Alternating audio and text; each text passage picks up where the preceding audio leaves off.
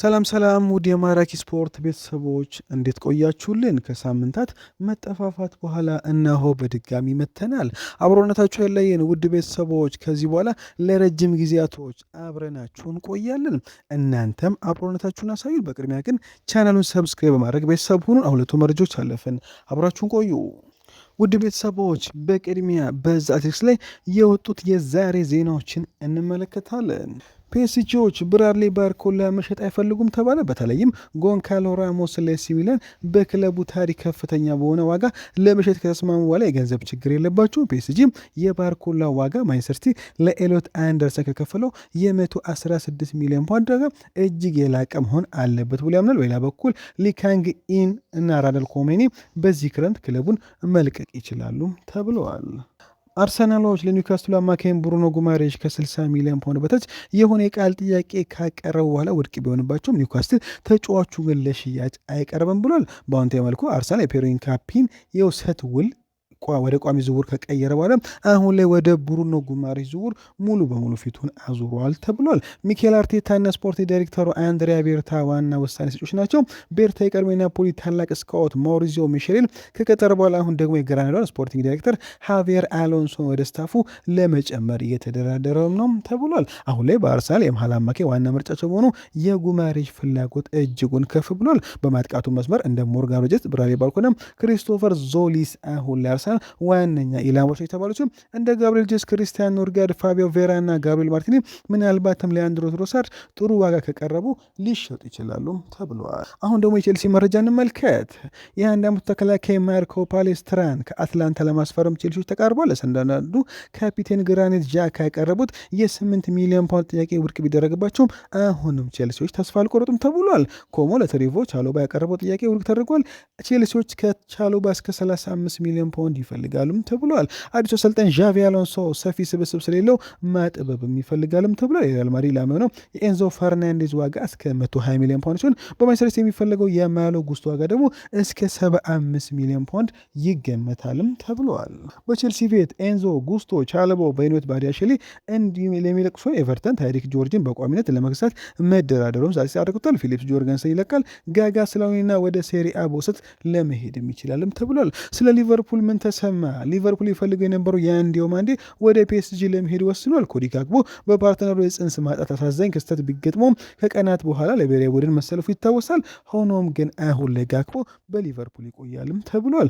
ኢሳቅና ጋክፖ ካለፈው መጥፎ ውድድር ዘመን በኋላ በዚህ ውድድር ዘመን ብቃታቸውን ለማሳየት መመለሳቸውን ለሊቨርፑል መልካም ዜና ነው ተብሏል። ሊቨርፑል ቪክተር ሙኖዝን ካስፈረሙ በኋላ አሁንም የክንፍ ተጫዋች ይፈልጋሉ ተብሏል። ያንኩባ ሚንቴ፣ ሴድ ኤልማላ፣ ማቲያስ ፈርናንዴስ ፓርዱ እንዲሁም ብራድሊ ባርኮላ አሁን በቅዳቸው ውስጥ አሉም ተብሏል። ከሊቨርፑል ማን ይለቃል ከተባለ አንቶኒ ራውላ ጋር የሚነጋገሩት ከርቲስ ጆንስ እና ፌዴሪኮ ኬዛ ናቸው። ኢንተር ሚላን ለጆንስ ያቀረበው 25 ሚሊዮን ዩሮ ውድቅ ተደርጎበታል።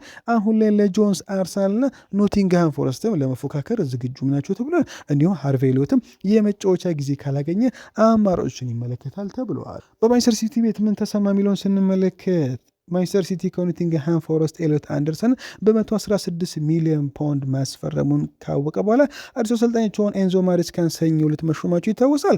አሁን ላይ ሲቲዎች በዝውውር መስኮቱ መንቀሳቀሳቸውንም ቀጥሏል። የለሲቲ በጣም ስራ የበዛበት ክረምትንል 10 ጮች ሊለቁ ቢችሉም ሲቲ 7 ወይም 8 ጮችን አስፈርሞ ቀሩን ከአካዳሚ ይሞላልም ተብሏል። ማሬስካ ከቤፕ የበለጠ ሰፊ ስብስብ ይፈልጋል ተብሏል። የግቫርዲዮል፣ ዶኩ፣ ፎደን አዲስ ኮንትራቶች በቅርቡ ይፋ ይሆናልም ተብሏል። አሁን ላይ ማንቸስተር ሲቲ የ18 ዓመት ሌል አማካይ አዩቡ አዲን ለማስፈረም ይፈልጋል የተባለ የቼልሲውን ማሉ ጉስቶም የሚፈልጉ አሁን ላይ ዋጋው 75 ሚሊዮን ፓውንድ በመሆኑ በጣም ውድ ሆኖባቸዋል ተብሏል። ሳንድሮ ቶናሊ ሌላኛው የማንቸስተር ሲቲ ምርጫ ነው ተብሏል። ከማንቸስተር ሲቲ በርናንዶ ሲልቫ እና ጆን ስቶንስ አስቀድሞ በነጻ የለቀቁ ሲሆን ናታን አኬ፣ ማቴዮ ኮቫች ሊከተሉ ይችላሉ። ሩበን ዲያዝ የማድሪድ ኢላማ ሲሆን ኒኮ ጎንዛሌስ፣ ኦማር ማርሞሽ፣ ሳቪኒሆ፣ ካልቪን ፊሊፕስ፣ ጃክ ግሪሊሽ ሊሸጡ ይችላሉ ተብሏል። ሮድሪ እስካሁን አዲስ ውል አልፈረመም። መልቀቁ ሙሉ በሙሉ እስካሁን አልታወቀም ተብለዋል። አሁን ደግሞ በማንቸስተር ዩናይትድ ቤት ምን ተሰማ የሚለውን መልከት ማኑኤል ጋርቴ በደረሰበት ከባድ ጉዳት ምክንያት ሊሸጥ የነበረው እቅድ ተሰርዞ በክለቡ ይቆያል የተባለ ሲሆን አንድሬ ኦናና ወደ ትራብዞን ስፖርት በወሰድ መሄዱ ይታወሳል። የ17 ዓመቱ ኮሎምቢያው ክርስቲያን ኦርዞኮ የሕክምና ምርመራ ለማድረግ አሁን ላይ በማንቸስተር ይገኛልም ተብሏል። ማይክል ካሪክ በዝውውር ስብሰባዎች ላይ ንቁ ተሳትፈዋል የተባለ ሲሆን ያለሱ ፍቃድ ተጫዋቾችም አይፈርሙም ተብሏል። ይሁንና ዋናው ኃላፊነት የዳይሬክተሩ ጄሳ ዌልኮክስ እና የክሪስቶፈር ቪቬል ስካውቲንግ ቡድን ነው ተብሏል። ዩናይትድ አሁን ላይ በማንቸስተር የሚፈለገው የዶርትመንዱ ፌሊክስን የሚቻ ሲሆን ዋነኛ ማማረጭ ተብሏል። ቅድሚያ የሚሰጡት ግን አሁን ላይ ምናልባትም ለአሌክስ ስኮት፣ ኦሌን ቹዋሜኒ፣ ካርሎስ ባሊባና አዳም ዋርተን ናቸው ተብሏል። በማጥቃት መስመር ደግሞ ክሬንሲዮስ መርቪልም በዩናይትድ ይፈልጋል ተብሏል። እንዲሁም ማርከስ ራሽፎርድ አሁን ላይ በማንቸስተር የመቆየቱ ዕድሉ እየሰፋ ቢሆንም እስከ 40 ሚሊዮን ፓውንድ ከቀረበም አሁን የመለቀቅ ዕድሉ ሰፊ ነው ተብሏል። ቺዲ ኦቢ ወደ ኮለምቦ ውሰት ሊሄድ ይችላል። እንዲሁም ባይንደርና ራዲክ ቪቴክ አሁንም ከአንድሬ ኦናና በኋላም ሊለቁ የሚችሉ ግብ ጠባቆች ሲሆኑ ጆሹዋ ዚርክዚ ከለቀ ደግሞ ዩናይትድ ለሴስኮ አዲስ ተጠባባቂና ተፎካካሪ አጥቂ የሚያመጣልም ተብሏል። እንዲሁም ኒውካስሎች ሳንድሮ ቶናሊ ሊለቁም ተቃርቧል የተባለ ሲሆን አንቶኒ ጎርደን ከሽጡ በኋላ ከሳንድሮ ቶናሊ ከአንቶኒ ጎርደን በላይ ዋጋም ሊያገኙ ይችላል ተብሏል። ክለቡ የደጋፊዎችን ስጋት ለመቀነስ ብሩኖ ጉማሬሽን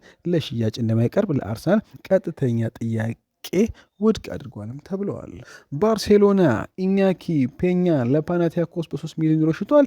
የ19 ዓመቱ ተከላካይ ጆርጅ ሳሊናስ የውል ማፍረሻ ወደ 16 ሚሊዮን ዩሮ በማደጉ ምክንያቶች አሁን ላይ ፍላጎቶች ቀንሰዋል ተብሏል። አንድሬስ ክሪስቴንሰን አዲስ የ2 ዓመት ውልም ይፈርማል ተብሏል። እንዲሁም ጁሊያን አልቫሬዝ አትሌቲኮ ለቆ ወደ ባርሳ የመምጣት ህልሙን በይፋ ከተናገረ በኋላ ባርሳ ከዓለም ዋንጫው በኋላ እስከ 30 ሚሊዮን ዩሮ የሚደርስ ጥያቄ ለማቅረብም ዝግጁ ናቸው ተብሏል። አልቫሬዝ ዋና መርጫቸው ሲሆን ለሃሪኬን የጽኑ ያልሆነ ጥያቄ አቅርበው የነበረ ቢሆንም ኬን በባየር መቆየት ይፈልጋል።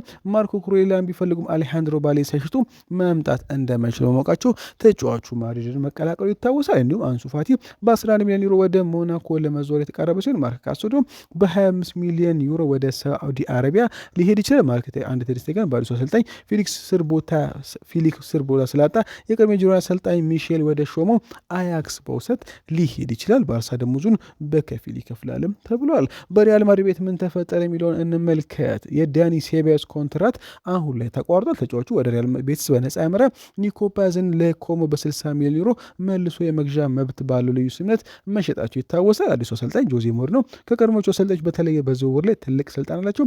እሱ የፈለጋቸው ዴንዘል ዶንፍሪዝ፣ ኢብራሂም ኮናቴ፣ ማርኮ ኩሬላ እንዲሁም በርናንዶ ሲልቫ ዝውውሮች ተጠናቋል።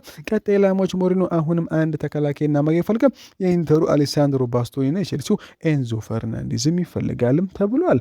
ራውል አሴንሲዮ፣ አልቫሮ ካሬራስ፣ ፍራን ጋርሺያ እንዲሁም ፈርላንድ ሜንዲ፣ ኤድዋርዶ ካማቪንጋ በዚህ ክረምት ይለቃሉ የተባለ ሲሆን ኦሌን ቹዋሜኒ ምናልባትም ጥሩ ዋጋ ከቀረበ ሊለቅ ይችላልም ተብለዋል። የኤሲ ሚላኑ አዲሱ አሰልጣኝ ሩበን አሞሪም ከቀድሞ ክለቦቻቸው 2 ተከላካዮችን ለማስፈረም ንግግር በግል እንዳደረጉ ተሰማ። ከስፖርቲንግ ሊዝበን ጎንካሎ ኢናሲዮን እንዲሁም ከማንቸስተር ሊሳንድሮ ማርቲኔዝን ለማስፈረም ፍላጎት አለች ተብሏል።